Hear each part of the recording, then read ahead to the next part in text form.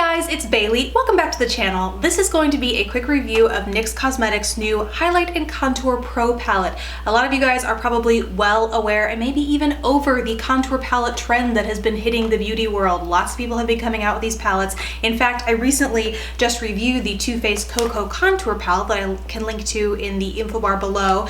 And I don't want to exhaust you guys on these things, but a lot of you have been asking me about which one I recommend. And the truth is, I haven't tried a fraction of all those new palettes that have come out, so I really want to make my way through them, and so I won't be doing individual reviews of each of them, just those that are brand new or are a specific point of interest because they differentiate themselves in a certain way. So that I don't exhaust you guys, I will be doing a few more of these in the near future, and then I am going to do a complete contour palette roundup, just to give you a heads up, something to look for in case you don't want to watch all of the individual videos that I'm going to make of contour palettes. But back to NYX's palette. The reason that I wanted to cover this palette in particular is because it is probably the most budget friendly at $25. Although I have to tell you guys, I thought I was the early bird here getting this palette when it first came out on Ulta's website. I saw it in the What's New section and snatched it up at $30.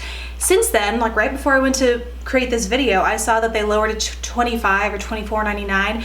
I don't know what gives, but I do know that I bought an overpriced palette. So it's now currently available for $25, but it makes it that much more budget friendly. So inside this guy, you get 8 different powders, 4 highlights and 4 contour or bronzing shades. And what I thought was interesting about this palette is, much like the Anastasia, which I feel like is probably the most well-known contour palette out there, these are interchangeable. And NYX has even said, I think it was maybe on their Instagram or Facebook, they've announced somewhere that they are going to be releasing more of these shades. So if you like what I have to say about this palette at the end of this video, know that there will be more of these shades coming out soon. Unlike the Anastasia powders, these are in metal pans, but those metal pans are actually in these plastic doodads that then pop into here. You can kind of hear there's like an audible click so that you know these lock in, they're not magnetic. So that being said, it also means you can't put other brands' powders in this palette. You have to stick to NYX. So let's first start with the highlights. Here on the top row, there is an iridescent cool pink shimmery highlight. It's very similar, in fact, to a highlight from a contour palette that I've talked about. You guys are probably sick of me talking about it, but it is the first contour palette I think I ever tried.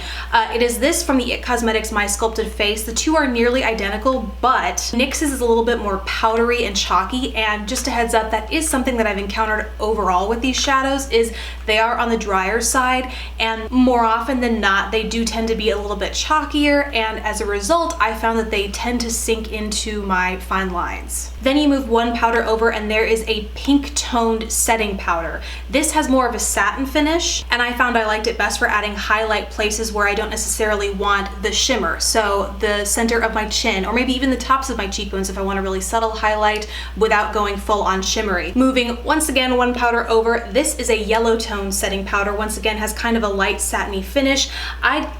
From appearances, it looks to be comparable to Ben Nye's setting powder, but this was probably the biggest culprit of having a really chalky texture. I looked at the end of the day, and it had just really sunken in my fine lines. Now, these are very soft. You touch your brush in it, and a lot of product comes out, but when they lay, and I noticed the biggest difference when I was actually comparing it to the powders in the IT Cosmetics, which are phenomenal, but that's when I really noticed just how sheer and powdery they are, despite the fact that they are very soft and you do get a lot of product out at one time.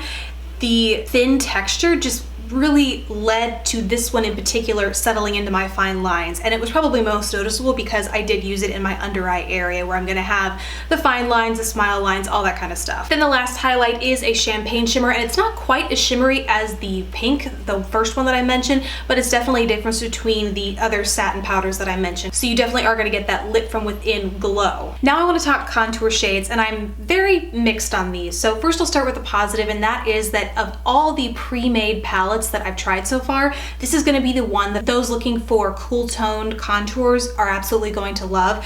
This shade right here is what I'm currently wearing as sort of a broad contour, and then I went in with the deeper cool taupe next to it to really chisel it in up towards the hairline. The texture with these is really nice. They are true matte contours that can be easily built. They blend really nicely into each other, and they do last all day. The downside to these, I think, is that while the other two are slightly warmer, they look so similar to the cool tone you have right here. I really wish they would have differentiated these shades somehow, because as it stands, and I think you'll be able to tell when I flash swatches up here, It's that they just don't, there isn't a huge difference between any of them. Overall, I have to say this isn't a bad contour palette by any means. It definitely has the fact that it's affordable going for it. Unfortunately, not all of the powders, in my opinion, are as good as you'll find in other contour palettes. You definitely get what you pay for in that sense.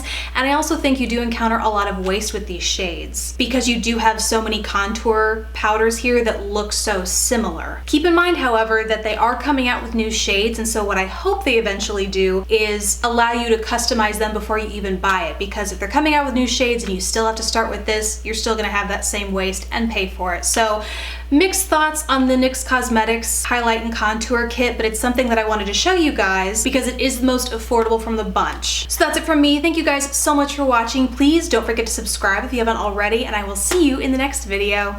Bye.